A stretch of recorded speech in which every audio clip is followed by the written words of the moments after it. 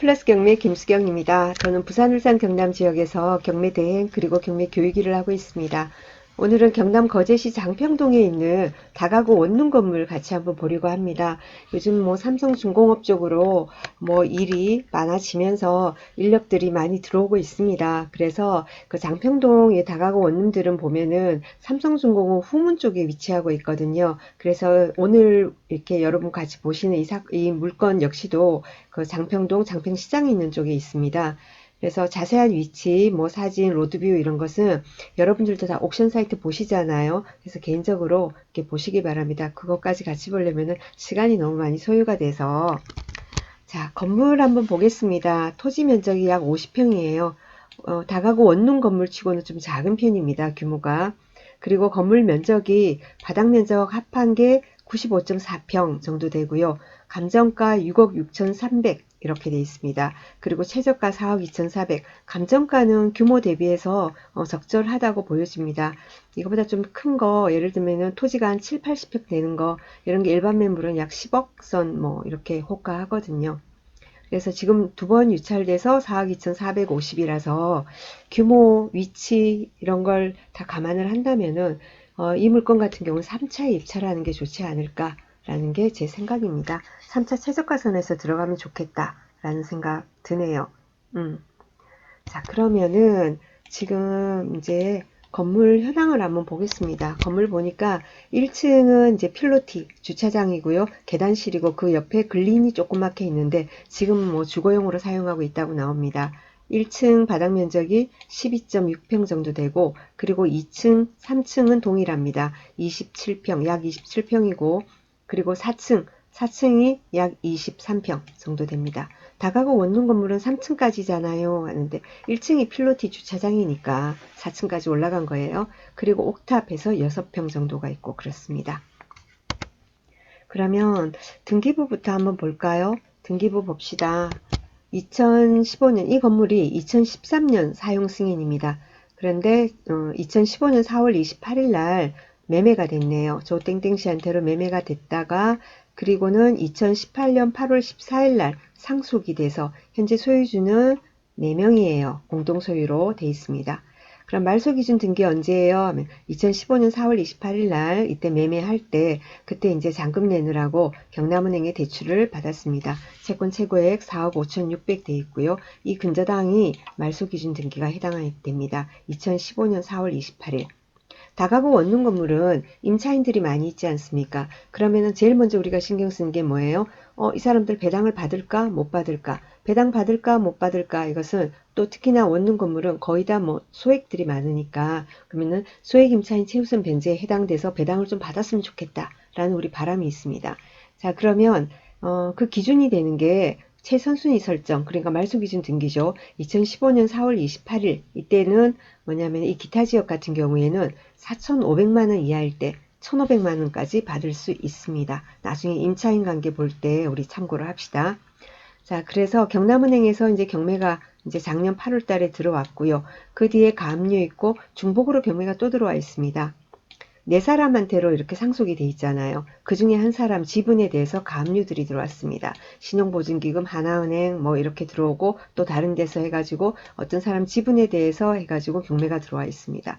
그렇다고 해서 이 경매가 지분 경매는 아니에요. 그래서 걱정 안 하셔도 돼요. 요걸 보고는 지분 강제 경매 이런 게 혹시 이거 지분입니까? 근데 지분은 아니에요. 자, 그러면은 우리가 임차인 관계 한번 보도록 하겠습니다. 임차인 관계 봅시다. 101호, 뭐 202호, 203호, 303호, 301호, 501호, 401호, 402호. 자, 여기까지는 회사에서 점유를 하고 있네요. 주식회사 지땡땡. 자, 그러면서 전부 다 전입은 당연히 아무것도 없습니다. 보증금은 얼마 있다라고 나와 있습니다. 그런데 전입도 없고 뭐 아무것도 없어요. 그러니까 당연히 배당금이 없습니다. 명도 어떻게 해요? 협상하거나 강제 집행하거나 둘 중에 하나일 수밖에 없습니다. 그죠? 그 다음에 개인 이름으로는 세 사람이 있습니다. 세 사람이 있는데 박땡땡씨 보니까 전입은 있어요. 전입은 있는데 확정도 없고 배당 요구도 없어요. 그러니까 당연히 이 사람도 배당금이 없습니다. 그 다음에 이땡땡씨 봅시다. 이땡땡씨는 전입도 없고 확정도 없고 근데 배당 요구는 했어요. 근데 배당 요구를 제때 한 것도 아니고 배당 요구 종기를 11월 9일인데 배당 요구 지나서 요구 종기를 지나서 했어요. 근데 뭐 해봤자 아무것도 없는데 전입 확정이 없는데 배당 요구를 하면 뭐합니까? 그래서 배당이 없습니다. 그러면 여기 한 사람 강땡땡씨 같은 경우에는 전입이 2016년 3월 24일. 아까 배당 그 말소기준 등기는 2015년이죠. 대항력은 없습니다. 하지만 전입했고 확정받았고 배당 요구도 제대로 했어요. 종기일까지. 자, 그런데 또 문제가 뭐냐면은 보증금이 5천만 원이랍니다. 이런 4,500이 돼야 되는데. 그죠? 그래서 5천만 원이 돼서 이 사람은 소액 임차인 최우선 변제는 못 받아요. 그런데 소장님 옆에 배당 순위 있으면 이건 뭐예요? 확정을 받았으니까 배당 순서는 찾아 들어갈 수가 있어요. 전세권처럼. 그런데 앞에 뭡니까? 아까 경남은행 있었잖아요. 2015년도 그죠? 경남은행이 받고 남은 게 있으면 받을 수도 있겠다. 그죠?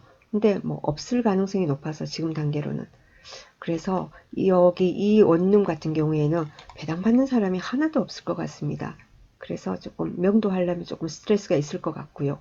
그리고 또 중요한 게 뭐냐면은 나중에 보면 되겠지만 여기 주식회사 지 땡땡 하는 거하고 이 임차인 이 땡땡 씨한테서 유치권 신고가 들어왔어요. 유치권 신고가 뭐 일찍 들어온 것도 아니고 늦게야 들어왔어요. 지금 오늘 제가 녹화 11월 15일 날 하고 있습니다. 그런데 경매 시작한 지가 언젠데 1년이 훨씬 넘었는데 9월 25일 날 9월 25일 날 불과 얼마 전에 두 달도 안 되죠? 한 달 반쯤 전에 유치권 권리신고서가 제출됐어요. 임차인. 그리고 또 한 달 뒤에 10월 25일도 또 이렇게 들어온 거예요. 느닷없이. 그러니까 채권자 측에서 가만히 있습니까? 막 가가지고는 29일 날 알아봤겠죠. 얘들이 왜 이러나 이러고 유치권 권리신고 배제 신청서가 제출됐습니다. 여러분 유치권은 어떤 경우에 성립합니까? 유치권은 예를 들면 이 사람들이 유치권 신고를 했다. 이것은 이 건물 때문에 발생한 채권이어야 되죠. 이 건물 뭐 수리라든지 뭐 공사를 했다든지 그죠? 그런 채권이어야 되고 그리고 또 두 번째 뭘까요? 두 번째는 변제기에 도래해야 한다. 언제까지 돈 줄게 하는 거죠. 그 변제기에 도래해야 한다는 거고 또 경매 개시결정 등기 이전부터 평온하게 점유하고 있어야 된다는 겁니다. 이 사람들 점유는 하고 있죠. 그죠? 그런데 지금 보니까 막 들어왔어요. 그런 들어오니까 채권자가 배제 신청서를 제출했잖아요. 그럼 유치권 이 내용에 대해서 어디로 알아볼까요? 유치권 알아볼 내용을 알아봐야죠. 혼자 가만히 앉아 생각한다고 알 수 있습니까?